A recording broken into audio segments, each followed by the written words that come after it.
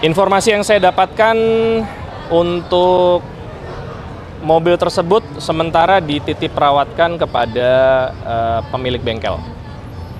Ya, dititip perawatkan pada pemilik bengkel. Artinya apa? Pemilik bengkel memiliki kewajiban untuk menjaga kendaraannya sebaik mungkin. Gitu. Apakah ada pengawasan tertentu Mas dari penegakan hukum terkait titip perawat dari pemilik bengkel itu? Oh ya, tentu dari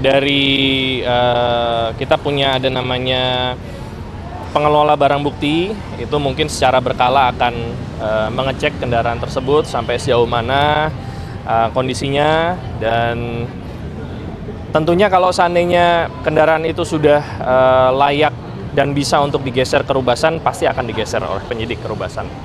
Mas, itu bengkelnya di Bandung? Bengkelnya saya belum terinfo di mana, tapi pasti di Jawa Barat lah. Torat maupun kedeputian yang ada di KPK.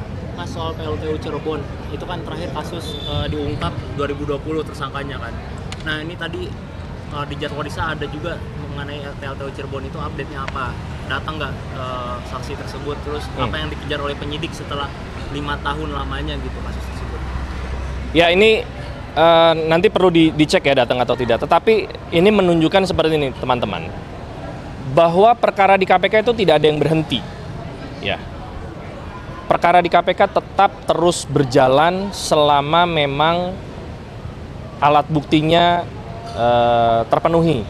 Ya, cuman masalah waktu saja, kapan saksi itu dipanggil, kapan barang bukti atau alat bukti itu dilakukan penyitaan. Ini hanya masalah waktu dan masalah manajemen perkara saja, karena satu satgas itu bisa menangani 4, 5, bahkan sampai dengan 7 perkara, dan itu tidak hanya di satu lokasi, bisa saja di pulau-pulau yang berbeda ya.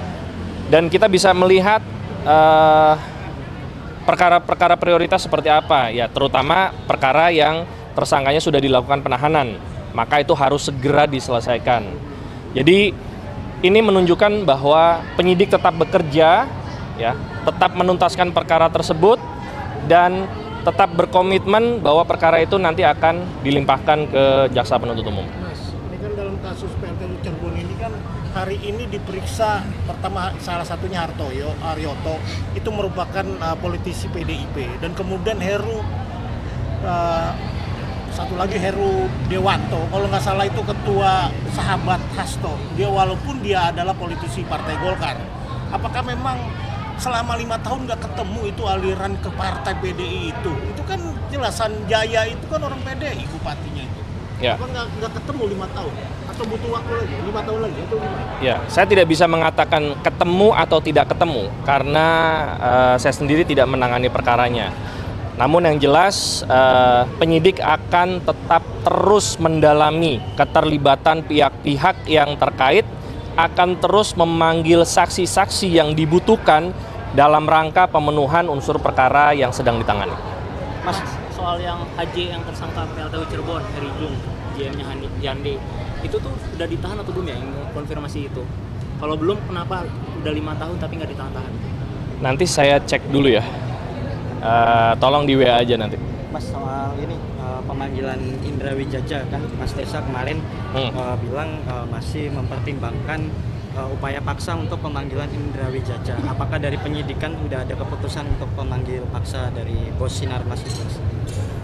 Sampai dengan saat ini saya belum terinfo dari penyidik terhadap saksi yang dimaksud apakah akan dilakukan pemanggilan paksa atau tidak. Namun yang saya ketahui bahwa ketidakhadiran yang bersangkutan untuk 2 kali tidak hadir itu ada alasan kesehatan, berobat.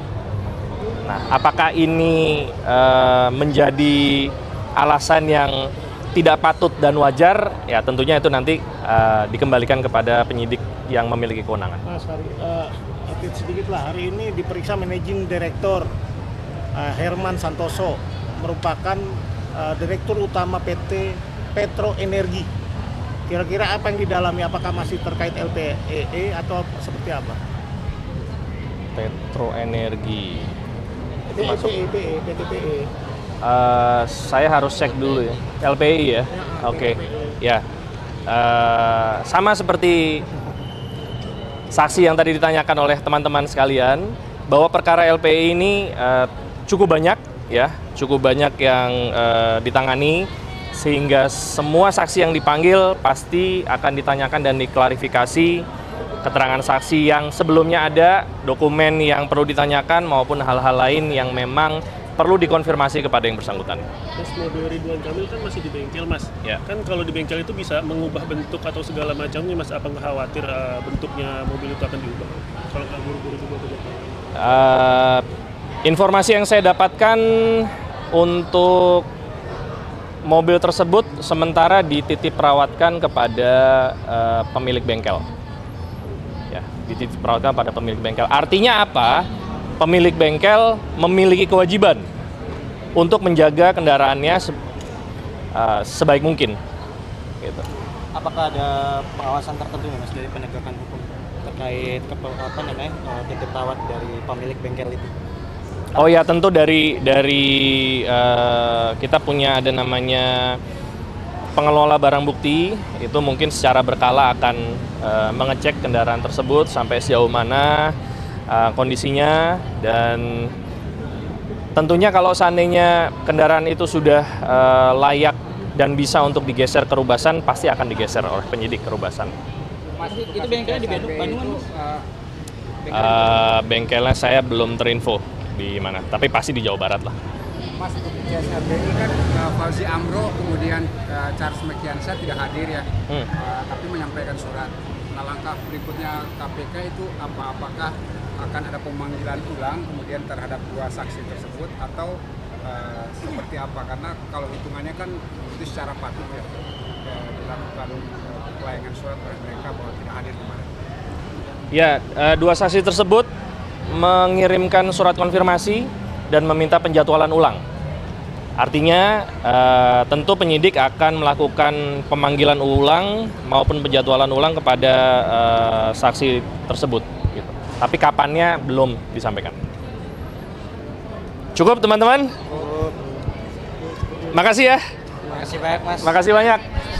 Sampai ketemu.